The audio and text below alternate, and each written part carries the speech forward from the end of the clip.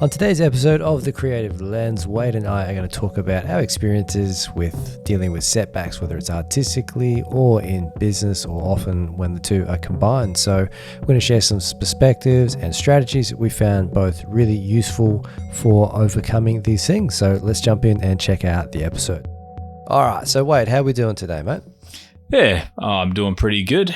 Just trying to get into the swing of things. How about you? Yeah, no, all good for a Friday morning, man. So sitting down to do our little podcast. But so the topic we're going to talk about today, which we were just having a bit of chat before we came on air, was dealing with setbacks and failures in either a creative sense or in a business sense. So have you got any experience or have you been perfect your entire life, Wade, with this?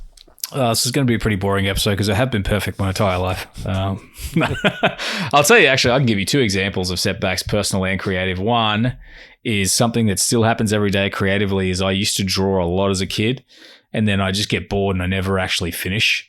So I actually run out of that creative energy to finish what it is I want to draw. So I have a whole bunch. Hundreds of thousands of unfinished drawings out there. And I think it's literally just running out of energy, running out of time, whatever that is. Do you still, sorry to interrupt, but do you still draw on paper, or you prefer to draw like digitally on a tablet? I draw on paper, not so much to create as much as I just like to exercise the motion, just something that I know that I can do when I switch off. So sometimes if I'm bored, it's like a form of fidgeting almost. Just get a bit of paper and just start drawing bits and pieces. So I draw a lot, but I don't sit down and create things with my drawings. Every now and then I try, and then I go, I don't want to do this. I actually prefer being digital with my creativity, getting in Photoshop and doing kind of creating things I want to see with digital mediums. Yeah, okay. So that's kind of what I tend to do more of. So interesting side note, Wade, when I first moved to the school that Wade happened to be at, Wade was the kid who could always draw amazing things, and like he would draw Mario and Sonic. And see, Wade and me were part of a very special crew who represented the Mega Drive Club. We didn't have Super Nintendos, so oh yeah, we were outnumbered, backs against the wall. We had to fight. We had to fight our way out. Everyone would tell us Super Nintendo was better than Mega Drive. And we knew it was, but we did not want to admit it. Yeah. Just like mum and dad just stuffed up at the checkout. Like they could have got a Super Nintendo. Yeah. Well, it's all the parents' fault, I'll tell you that. You think that rappers and gangsters have these hard backstories. Yeah. It's us. Sure. But man, definitely in business, man, I'll tell you, setbacks, that happens all the time. I think everyone goes through them. It's just things like personal life, illness, things just not going right. It's just part of the game, really, isn't it? Yeah, and I think a healthy attitude I find over the years, which is really helpful in terms of dealing with setbacks, whether it's artistically or from a business perspective, is just accepting it that it's a part of the deal. It's whenever you're doing anything, creating something, whether it's artistic or business, you have to accept that you're not going to get it right all the time. You're constantly going to have to make adjustments, and there's going to be setbacks. And I think having a framework in which people can allow them to get through those setbacks, take the lessons out of them, and move forward in a stronger position is very, very important. I think it's something people don't talk much about, particularly when it comes to being self-employed, and particularly when what you're doing might be tied up in an artistic venture. I agree. And it's one of those things where I feel like it's in every avenue of life. Everything you do has some kind of like parallel with life, doesn't it? Like business, you're always going to have setbacks and things are going to go wrong and things are going to go right. Just like they do in life. You're not always going to be happy if you're fit or you're learning something. Like if you're doing sports, you're always going to have injuries. There's always going to be things that happen. So I think you have to, like you said, you have to be prepared and realize those things are going to happen. But at the same time, you're not just surrendering and going, well, these things are going to happen. I'll just let them happen. Like if you can, you still want to try and put little things in place to stop those things from happening and prevent them and optimize, understanding that things will still happen, but you can minimize those things, I guess, as the time goes by. Yeah, and I think because dealing with setbacks I've had over the years in varying nature and magnitude is I've kind of developed a process that whenever I come up to a setback or experience a setback, whether it's creatively or in a business sense, having these little steps that you work through has allowed me to garner or receive some of the most valuable lessons in both avenues. So that's both creatively and in a business sense to enable you to move forward, man. Because the best lessons and most valuable lessons I've learned, man, are coming out of the back of setbacks or coming off the back of setbacks. 100%. It's like they say, you learn from your mistakes. Everyone says that out loud on social media these days, but because everyone says it, we all already know it. But mistakes. It's funny. It's like, I don't know if there's expensive knowledge, but there's also just learning the hard way is not always necessarily the wrong way. Sometimes you can absorb lessons easily just through knowledge, but sometimes it's hard to be really dedicated to taking a part of a procedure seriously until something happens.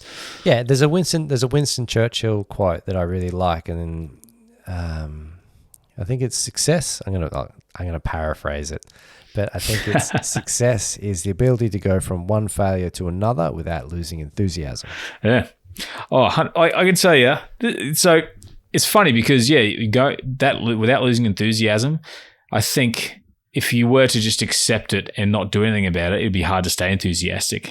But to give you an idea, like planning around these things is how you become more skilled. It's how you become more efficient. Because when I started doing graphic design, I first started doing graphic design at a print shop, commercial print shop. People got business cards and flyers and things like that. And I could always create awesome stuff. Like Ryan was saying before, I used to draw all the time, which just led me into a creative path in general. I would create these awesome business cards and flyers. Everyone loved them. But the funny thing is there was always little mistakes that the customer would pick up before they approved and got to printing. And then sometimes you would print 2,000 flyers or something, get it out and find out that the phone number would be wrong. And when that happens, it's a horrible feeling. So you get to this point where you go, I now have a system in place. So the system then becomes cool. For one, I want to make sure I print out a proof of what I'm doing so they can check it. They get to check the color for one, but they get to go over the details. I then go take that, grab a second person. We go over the details together. So we had this system around preventing these mistakes because printing 2,000 of something that's wrong that you have to throw in the bin and reprint, it becomes pretty expensive. So developing the system to go, cool, this is a common thing that happens is a big part of taking that step. And that's where the learning comes in, because as you develop more systems, you develop a systematic approach to how you do anything creative or non-creative. And from a drawing perspective, I used to do that thing where I drew with lead pencil and then I'd have lead smudged all over my paper. So drawing from left to right is a way of preventing that from happening because you don't get lead all over your hand, or you just pop a bit of paper under your hand. So there's lots of little things in every avenue.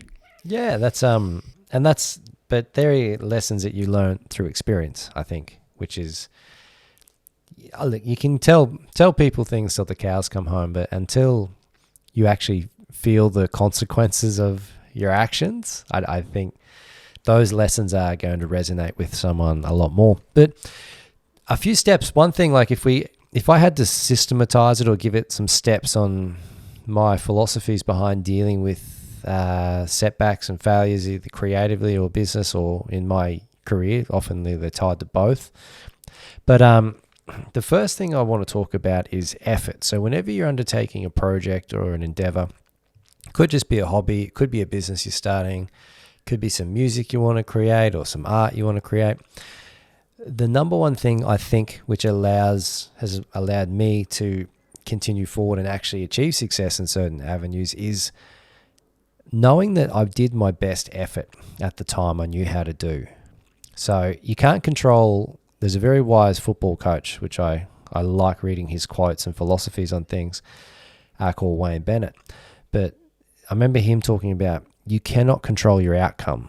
The only thing you can control is your effort. And you have to be comfortable in anything you go into in life, that regardless of the results, because there's days where you're going to play amazing and you're going to lose. And there's days where you're going to play rubbish and you're going to win. He's like, the only thing you can control is your effort. And that's allowed me to look back on whatever I've done that idea of philosophy and go, okay, I didn't get the desired result I was seeking, but I 100% know I did the best effort I could. And that gives you a sense of consolation. Yeah, it's funny. That reminds me of a very specific time at jiu-jitsu. Back when I was I've been doing jiu-jitsu for it'll be 20 years next year. But back when I was a blue belt, they had a guy come in who was a white belt and he was a copper. And he was a big dude. And I had to wrestle with him. And I let him set the pace because I thought, well, I'm a blue belt. He's a white belt. I should be able to get this guy. And he dominated me for the entire match where he was on top of me. I was struggling. He didn't tap me, but as a bit of a reflex, I managed to get 2 arm bars on him, but felt like crap because I was being controlled and dominated the entire time because I was too relaxed to let him set the pace. And that was the mistake I realized afterwards. And I sat on that for days. I'm like, next wrestle, I'm going to get him. Next wrestle, I'm going to get him. He came in a couple days later, and this time I set the pace. And even though I didn't tap him, I controlled him, put him on his back. I made him the victim, so to speak. So it's funny. It's just so much. Your effort makes a big difference. I was being lazy the first time. So it's just, this applies in everything, absolutely everything. But there's times, man, where you come into training jits, and I remember when I was doing a lot of gi, and sometimes you just run into like a 21-year-old rugby league player who's like 95 kilos, like, and just can. There was this one guy in particular, lovely fella, but you know that Ido Portal guy, all the movement. Oh yeah, I know him. Yeah. So this guy's like 95 kilos and can do all that stuff, like handstands, and just like looks like a piece of rubber, and just athletic as anything. And like, I remember rolling with that dude like first time, just going like, just dealing with him. He's on top of me. I'm just like, holy crap. Because I was at the time, excuse me, I was sort of halfway through my blue belt. Like that's where I was at in the gi. And I was thinking, oh yeah, I can keep this guy out of my, like just keep him at the end of my guard and blah, blah, blah. And like, I remember that, yeah, like exactly what you said. Second time I got there, I'm just like, man, like you just go in and like, I got to get this dude. Like I can't have this dude like literally walking in, like been training 2 or 3 weeks. But sometimes you just run into those dudes who are just athletes, man. They know how to move their body really quick. And it's funny, you take that exact same thing. Sometimes in business, you run into weird, unexpected problems that probably shouldn't even be there, and they just hit you for 6. Yeah, 100%. Like, well, I mean, one of the things, like, there's so many things, like, especially your personal life. That's why I feel like if you get too involved in your business and all you think about is business, your personal life's going to come and it's going to give you a nice big kick in the rear end, and you're going to be like, something's going to happen where you're not going to be able to dedicate time to your business because maybe you've got a family member who's, gotten deathly ill, or, something's happened. There's been a car accident because you weren't focused, or, there could be anything that could happen in your personal life, relationships. And those are literally the 95 kilo rugby players of life, business. They don't come in, they're not even part of the business, but they come in and they mess up your business, and they can mess up your creativity because sometimes you can't do what it is you want to do. But at the end of the day, I feel like it's important to express your creativity, even if it's not necessarily good work, if you know what I mean. It's important to get that out, use it as an outlet. But if we're moving on to the second part of my philosophy, I should have put this into a book really, but I find what allows me, so you put your best effort in, step number 1, okay? You go through the result, and I guess it's point 2 and point 2A. Point 2 is you got to know when enough is enough. Because some people just get latched onto an idea that they just, I just got to keep going with this, and they don't actually take a step back and look at the perspective of the whole and look at, okay, well I'm actually throwing tons of money at this, or I'm throwing tons of time at this, and I'm not getting the result. I'm not even getting the result in the right area I want to. So that's knowing when to walk away and actually making a big call, okay? Because you can overinvest in certain things. And then from that perspective, when you decide to pull the plug on something, then you actually have to sit down and have it's sometimes, because I found like whenever I've pulled the plug on an idea, I almost just like, okay, there's like a decompression phase where it's getting shorter the older I get. And obviously this isn't something I have to go through very often, but it might be 3 days, it might be a week, where you're just letting the idea just decompress, because you've been working a lot. You get a bit of space so you can come back with a fresh set of eyes and really have a close look at why it didn't work and what were the key elements in finding out why didn't this work, because that's where the gold is found, in taking a look at this. Because it's one thing to go, oh, it just didn't work out, and just throw yourself headfirst into another venture, another business, another artistic project, and you're just going to repeat the same mistakes over and over. So by actually having a close look with a fresh set of eyes, and you can see the points where, that's the key. Like every time I've had to do this, there's always been an aha. It's like, that's the key. Because, one thing we're guilty of is when something's not working out, the first thing we want to feel, or not want to feel, we actually feel, is we internalize the failure as, shit, I stuffed up. I didn't do a good enough job. That's like the first thing. Like you take responsibility, because it's so easy, man, to blame it. Well, I think that approach is better than trying to blame it on, it's the economy, or it's this, or whatever. Like, because you can just offload a lot of the blame. Can I just quickly say too, I won't stop too long, but anytime you blame something else and don't take responsibility for something, you stop any growth. And some people live that way and go nowhere. Yeah, that's a really got to take responsibility. I like that. You stop the growth. But I think that's to just continue on from that, man. Finding those little bits of gold, because when you actually identify that, that's the reason why the process, or I didn't get the group of paintings done, or people didn't buy the product, or blah, blah, whatever it happens to be, that's what ties into what you were talking about before, where you develop like a system. So for next time, that whenever you go to do something, you're going to be in a better position and you're not going to make those mistakes again. I agree. You need to be in that systematic habit of, all right, this is it. Review everything, win or lose, what worked, what didn't work. And I think one of the things to look for if you're having trouble starting that process mentally, I feel, is understanding, okay, what are the mysterious areas? What are the areas that I can't figure out? Because the more you understand something, the more you can build. It's like understanding, cool, I understand I need a frame for my house and that the bricks need to be held together. You got to understand the pieces, because there are times when, especially when I was doing web design, I would build a website and there were gray areas or things I just didn't get information from my client from, where I was just like, cool, I got this, this, this, and this. And I'm like, I'm not sure what they want here. So I would just do something that they could come back to me. And that was always the problem. There was part of the process where I wasn't planned or had no definitive sort of like, okay, this is what I need to do. So you get into that. I got into that habit then of going, cool, well, here are the pages I recommend having. If that works for you, this is what they do.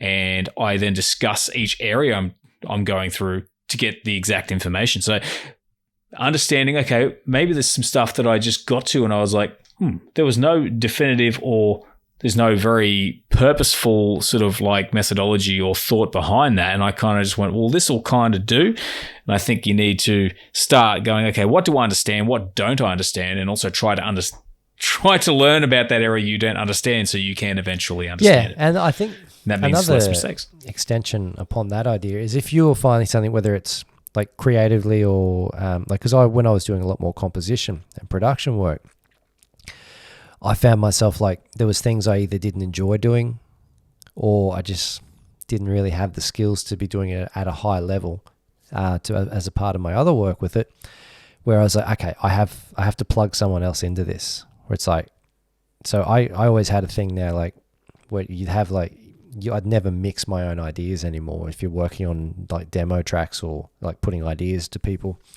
like it's just like, I always just like offload that sort of stuff and just trying to identify what you do really well, what your skill sets are at, and also what you want to keep developing those skill sets to do really well and make the core, I guess, selling point or idea that you want to sell to other people, and then learning to plug the other people in So like it could be something where you're you're making really cool compositions if we're using the music analogy, or do good arrangements.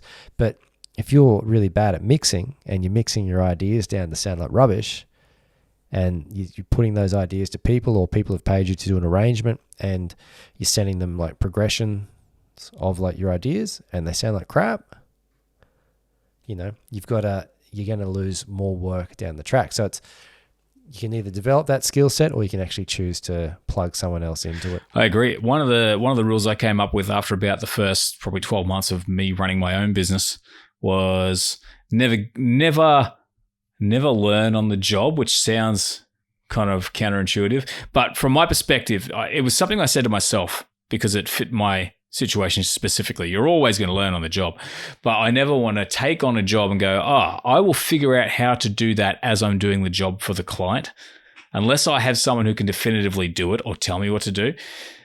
So I'm not relying on my strengths there. So someone said to me, hey, I want to have this really fancy thing on my website, like maybe some kind of interactive form or something like that I didn't know how to do at the time. I wouldn't just go, yeah, I'm sure I can figure that out and take it. After a while, I had to start saying, look, what I do is this. This is where my strengths are. This is what I offer. If you need that done, I can look into it, but I can't promise I'll be able to do it. Or, there has to be some sort of like a point where I'm going to take on what I know I can do.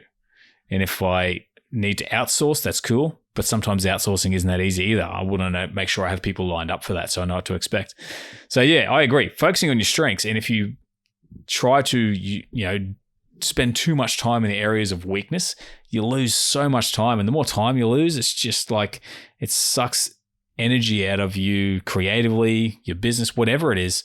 Unless you are interested in learning that skill, then it's a good creative thing. But otherwise, I think it's just, it's just going to take up too much time and sap your finances. Yeah, particularly when it's a skill that you're not, because there's things like, I'm sure there's situations where you would look at and go, you're 50% of the way there, or you're 70% of the way there, and you can be, okay, I can do that. I just have to figure out that last little bit. But if it's something completely new, I can 100% agree with that. Yeah, and that's definitely, that's what I mean, 100%. Because that's one thing I find because with my coaching and teaching, I constantly, or not constantly, but you'll have people come to you and be like, because I choose to specialize because I enjoy playing and studying those contemporary genres of music.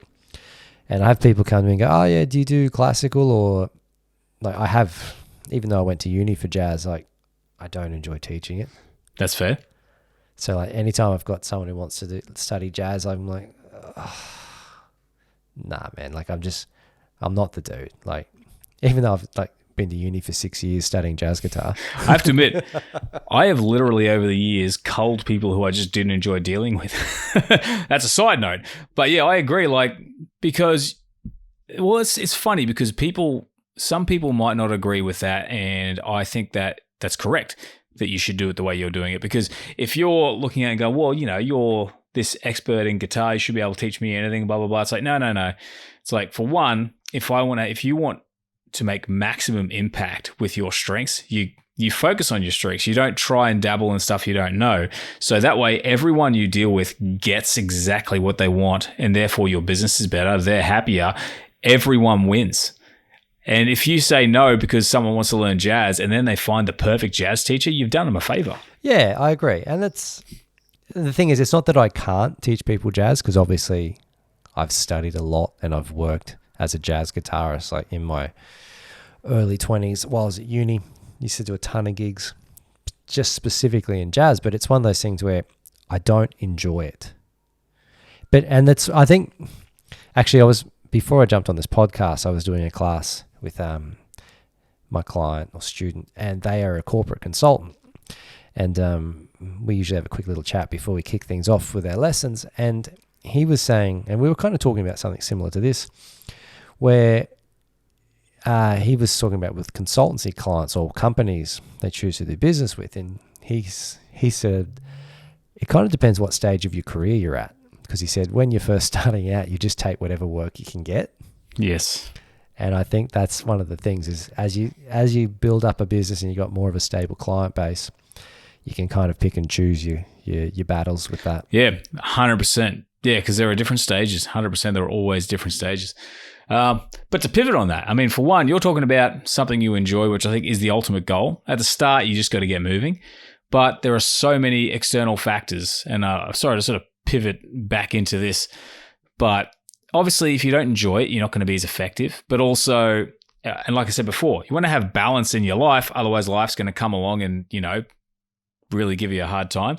And I think one thing I really want to touch on while we're talking about setbacks is things like illness, mental health, things like that. You really do need a balance of joy in your life. You need to be happy, but you also need to look after your health, like some basic fitness, eating well, getting plenty of sleep. Otherwise, when you're being creative or when you're in business, whatever it is, that's going to suffer because your body's just not in place. And if you get sick, then you're talking about days or weeks out.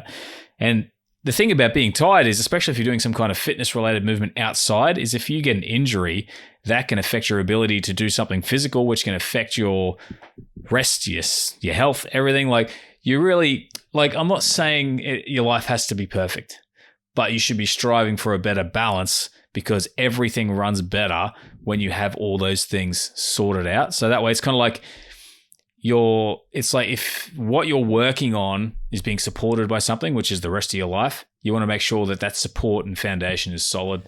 I just want to touch on that quickly too. Yeah, no, I think that's a really good point because it's a lot easier to handle setbacks when your health's not a mess. Particularly with sleep. Like if you're I notice with 100% with sleep, like if I have a thing where I remember I got up early to watch some sporting event not too long ago.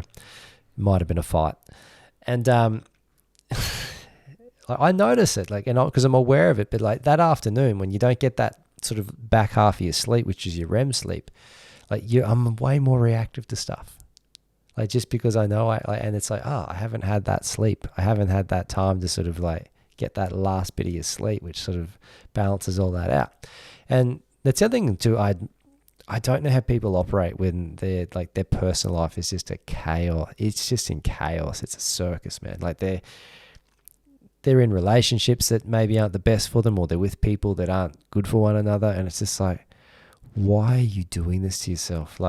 It's when you get that sorted, that side of your life sorted, it just enables you to be so much more effective and happier in everything you do. Because that's the thing, isn't it? You'll never fully eliminate those problems, but the more of them you have, they compound and get worse. So if you are constantly having these issues, you just get to a point where your back's against the wall and you're just constantly, things just aren't working. And I feel not only for your system and your schedule with your business, but also in your life, you need those kind of spare spots. I used to think whenever I took holidays, it's I plan my time off and do all these things. Now I literally plan nothing. And it's the same. There are times in business where I go, cool, on the Thursday, I'm planning nothing that day for business. So I have times where I plan absolutely nothing because sometimes you just get to that point, you go, well, actually, I either really need to sort this out or I just need some time to do nothing. So a little margin of error in your life and your business and also with your creativity, things never fit perfectly in place. So you kind of need a bit of wiggle room and, for that reason. And the good thing is if you do have something like that where you have an early morning on and you go, well, in my schedule, I have one free day, you can move that to that day and go, well, I'm not going to be good that day. And I know that. There are things you can do at least a good chunk of the time that will help. Yeah, I agree with that because I heard a guy called Cal Newport. He's written a bunch of books that I've listened to recently, which I've really enjoyed. We should talk about some of those coming up maybe. But he talks about, let me just gather my thoughts with what he goes on about. I've just got sidetracked thinking about his latest book. But one thing he goes on about is having that perspective where you don't schedule yourself or just being able to let things slide when life pops up or obligations get in the way. Your best friend calling you at midday wanting to go grab a coffee, that's not an obligation. That's just you being weak and going, and like not doing the work you need to do. But sometimes like your kids get sick or, whatever, insert life event that is just you can't get around. He talks about productivity in the sense of looking at it, okay, from the perspective of a month. Like, okay, I don't necessarily have to hit everything this day or this week. I want to be able to the point, if I look back on the last month, have I done work that's moving me towards my greater overall goals? And I thought that was a really cool way to look at it, because it, like, people who, like, I've been there where you schedule your life, and I've got a schedule, but it's a loose schedule I do every day. Like, and things can be moved half an hour, either way. Like, I don't like it. I hate it. Because it's just, particularly when you're dealing with creativity, sometimes you're working on things and something will hit and you have to follow it. You have to chase that dragon, so to speak. But don't laugh. But he's there. I think that's a really cool way, just looking at it from the perspective of a month. Like, in the last month, have I put out X amount of blog posts? Have I made X amount of videos? Have I worked on my product? Have I worked on my art? And you might have 2 or 3 days in the month where something popped up. Hopefully not. But if it does, you still got that process which is moving you towards where you want to be. And that's something you said at the last podcast too. There's sometimes you think this video is not going to happen this week on my YouTube channel. Just let it go. Like, sometimes you have to let things go and just take the hit, because in trying to fix it, sometimes you run yourself into you start to get into that overactive point where you might run yourself a little bit ragged, and sometimes you just got to take the hit. But I agree. Like, I agree you do need to plan. You do need to plan things. But yeah, when every single sort of spot in your calendar has something in it, something's going to go. So at some point, something's going to go wrong. So yeah, you need to be loose. You need to be... I used to always say, like, if I think a job will take me 45 minutes, I'll try to plan an hour and a half for it. I got to the point where there's a book called The One Thing, and I haven't finished reading it because I got the point pretty early. I was like, oh yeah, cool. This is all right. I'm going to stop reading this now. It was starting to bore me. I will admit, it's a good book, but I got the point pretty early. I just started going, what's the one thing I'm going to do on Tuesday? What's the one thing I'm going to do on Wednesday? And in my planner, I'd put that at the top, and then I'd literally have a separator with other things underneath that would be nice to get done. Because sometimes you can tell yourself, all right, I need to get this all done, and then you become frantic.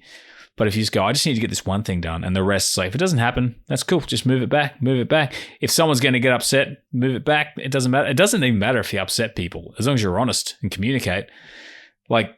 You really just, the idea of giving yourself plenty of time to do the things you need to do just makes the process more enjoyable, for one, which means you're probably going to do better work. You got more time to look at the things that might turn into setbacks if you don't spot them early, and you're far more likely to get the one thing done as opposed to getting a whole bunch of other things done.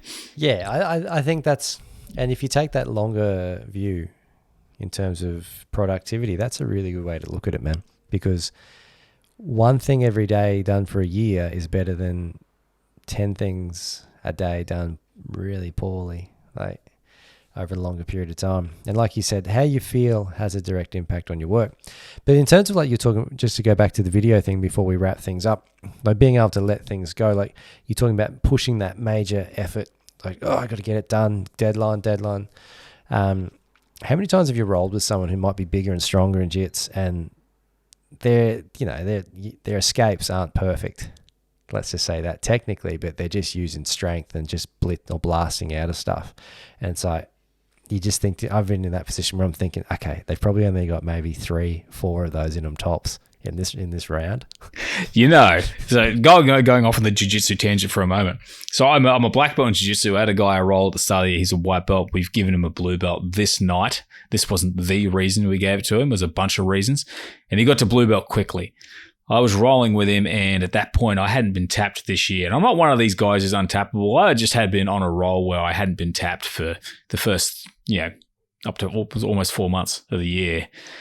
Anyway, he gets this lapel sort of grab on me, and it is very much an imperfect thing. He's got the lapel lined up in a way, and then he manages to get behind me so the lapel's going across. So he's basically going around to the opposite lapel and he's pulling it across my neck. And all I need to do is get the right angle to choke him. But he just managed to move the same direction when I moved to get to the point where I had to tap. Like just the way I moved, he moved with it. He didn't get a chance to secure it, but he was just kept pulling it enough. And it was one of those submissions where it was rough and open, but he just managed to counter me with the right amount of movement, and I just had to tap. And I was just like, well, you got me. Good one. And this is this guy's been training like a fraction of the time I've been training, and the technique wasn't perfect, and it got me, and I hadn't been tapped for months. And he's a guy about my size. So yeah, like that's the thing about jiu-jitsu in general as well. And this is a good metaphor for life. By the way, if you ever want to learn about this stuff, there's 2 books I recommend. Breathe by Hickson Gracie, which is just his biography. There's a lot of cool lessons in that. But also 32 Principles by Hannah Gracie, who talks about the principles of jiu-jitsu and how they apply to life. So it's not a jiu-jitsu book, but the principles of that book apply to life, and he talks about that really well. Yeah, cool. That'd be worth checking out. But yeah, good books. But just that whole thing that like you can learn and drill a technique perfectly, but what works when you're rolling is likely going to have some mistakes in it, just varying degrees, but it will work because you understand how it works. And over time, nothing's perfect. But if you get the core function of what you're trying to do in there, most of the time it's going to work. Yeah, you just got to pay attention. 100%, because you can have the best business plan, the best process, the best strategies or systems with jiu-jitsu, and then you get into a roll and someone zigs when you want them to zag, and oh yeah, well, man, I was sparring someone in Thai around the same time where he came back. I came in aggressively to start hitting him. He closed his eyes, turned away, and he just put his hand out in front of his face, which happened to be exactly where my face was, and I got the head snapped back, and that hadn't happened in the longest time. I was just like, Jesus. So like, these things happen. Life is full of chaos and things happen. But if we were wrapping things up, man, so I think the best approach in my experience so far is, number 1, be content knowing that you did your best effort at the time. So whenever you're doing something, even though it might be approaching the end or not working out so well, put in the effort, because when it's all said and done, that's going to be something you can hang your hat on and go, okay, I did my best. That's a consolation. Trust me on that one. The second one is knowing when to walk away. Like, know how to recognize when you're putting too much either time or money into certain projects or ventures. And then point 2, point A, or let's call it point 3 for the wrap up, just to give it a bit of a different spin, is making sure you have that decompression period and then coming back and having a very open-eyed look at why the project, the artistic venture, the business, what were the key reasons for the failure, and so you can identify those and move forward knowing not to make those again. Yeah, that's cool. I have my 3 points are kind of positional in a way that, like, there's externally, there is externally you want to keep a good balance and look after your health. Internally, you want to constantly be reviewing and trying to figure out what worked and what didn't. And at the end of it all, you want to try and lean on your strengths and what you enjoy, because you'll get the best results. No, good points, man. That's a massive one. Because if you don't have your health, I remember you see here, like, old people say that, you got your health, but it's so true. So true, man. Like, if you've got your health, like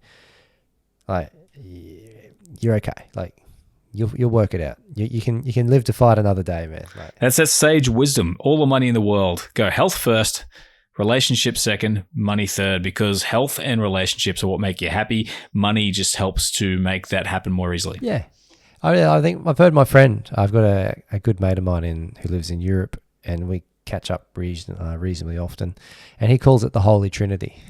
So taking care of my health, taking care of your relationships, whether friends or partner or family, and then just being financially secure, working on that as well. Man, 100%. That's awesome. All right, dude, let's wrap it up.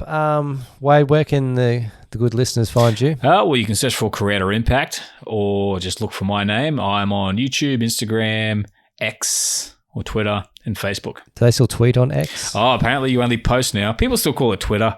I always make the joke that, Twitter's what the boomers call it. But I mean, I still call it Twitter. Everyone calls it Twitter because X is a stupid name. No offense, Elon, who's obviously listening to our little podcast. Where can people find you? Yeah. Sup, Elon. Yeah, man, people can find me at HPM Guitar. So the website is hpmguitar.com, or you can check out the content on YouTube at HPM Guitar. So thanks everyone for listening. We will catch you all in the next episode. Yeah, peace.